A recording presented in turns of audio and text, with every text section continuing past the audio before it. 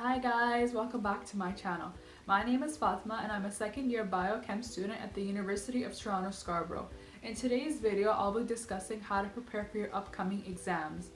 Now, the summer semester has just started for many of us, so exams aren't exactly the first thing on our minds. But for those of us taking accelerated summer courses, I would expect that midterm season is going to be approaching very soon, and for that reason I decided to release this video, and I'll be doing a series on how to prepare for your exams, so make sure you've subscribed to the channel so that you don't miss those. And without further ado, let's get into the video.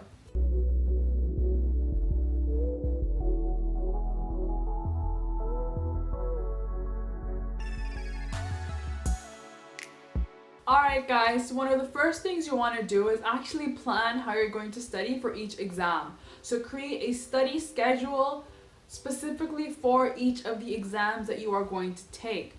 When you are creating this schedule, make sure to break larger tasks into smaller, attainable chunks.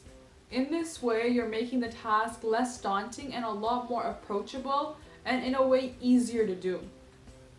Another thing you want to keep in mind is to actually know what material is testable and what material is not testable, so that you don't over or understudy for the exam. Another thing that you want to do is actually know the format of the exam, because depending on the exam's format, different study techniques will be better towards preparing it.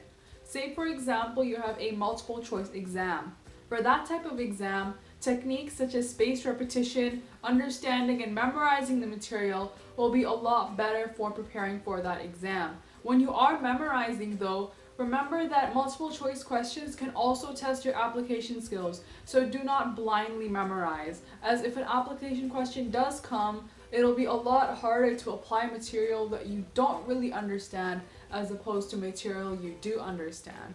Now, if you have an exam such as math or chemistry that is more concept based, for those types of exams, practice is really essential, because memorizing theories or formulas can only get you so far. So you really have to be able to do the questions physically, and that will only come through practice.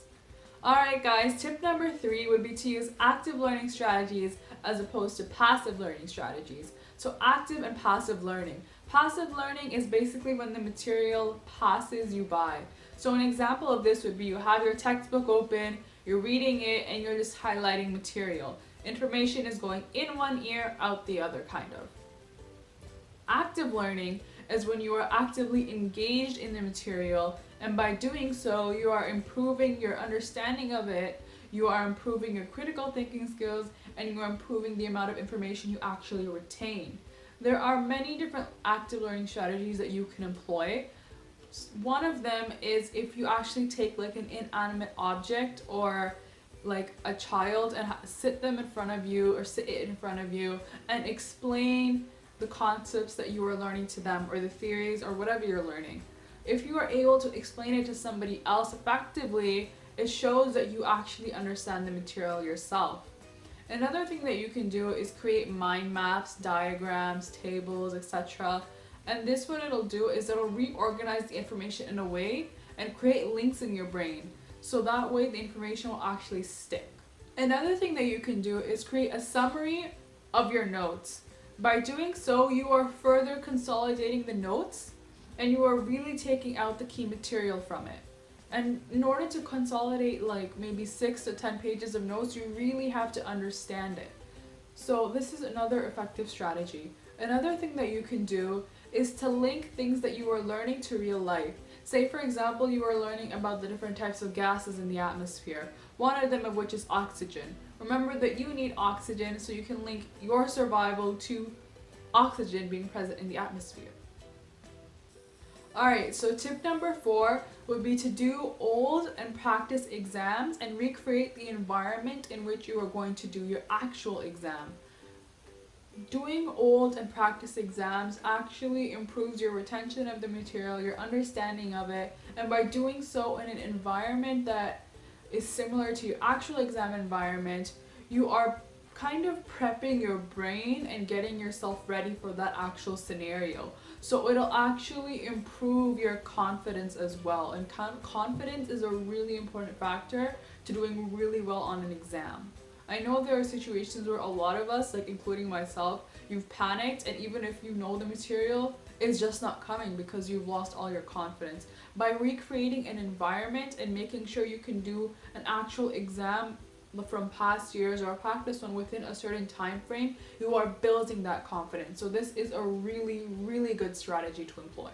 Tip number 5 would be to figure out when you work best in the day, when you work worst, and what other commitments you have.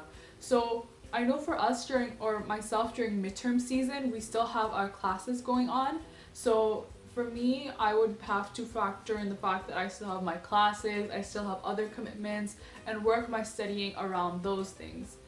Also, when you do figure out what time of the day works best for you and what time of the day works worst for you, you can save your energy for the best time of day so that you can get in really intense productive studying sessions as opposed to trying to study when you know you're not going to be that productive. You'll get a lot more done and you'll understand what you're doing. Alright guys, last and final tip number 6, apply MENS. This is an acronym that I literally just made up. MENS, mental health, exercise, nutrition, and sleep. These things have to be in order for you to do the best that you possibly can on your exam. If you are not feeling your mental best or your physical best, you will not be able to really apply all of the hard work that you have put in, and as a result you may not do as well as you could have. Now, make sure you are not stressing out too much. Make sure you are taking the time for yourself to relax a little bit. Make sure you're eating healthy. Sleep a good 7 to 9 hours at least. I know it's really hard during midterm season, but that's why you have that plan, so you can accommodate your health as well. Make sure you're eating nutritious foods because that really will give you an energy boost. I'm not a huge fan of healthy eating, but I've found that whenever I do eat healthy, it really boosts my brain. Like, I get a lot of energy and I'm actually able to focus more on the work. Make sure you're staying hydrated and just take care of yourself, because when you're at your best, you'll be able to perform your best. Alright guys, that's it for the video. If you guys liked it, please hit that like button. If you guys want to see more content like this, please hit subscribe and turn on your bell notifications so that you'll be uploaded every single time I upload a new video. Remember that this is the first video of many in this series, so stay tuned as you do not want to miss out on this amazing content. If you aren't already following me on Instagram, my name is at Dynamic Study with 2 eyes. And guys, leave a comment down below of study tips that you have or study techniques that have worked for you so that we can all learn and grow from that. And yeah, thanks so much guys. See you soon.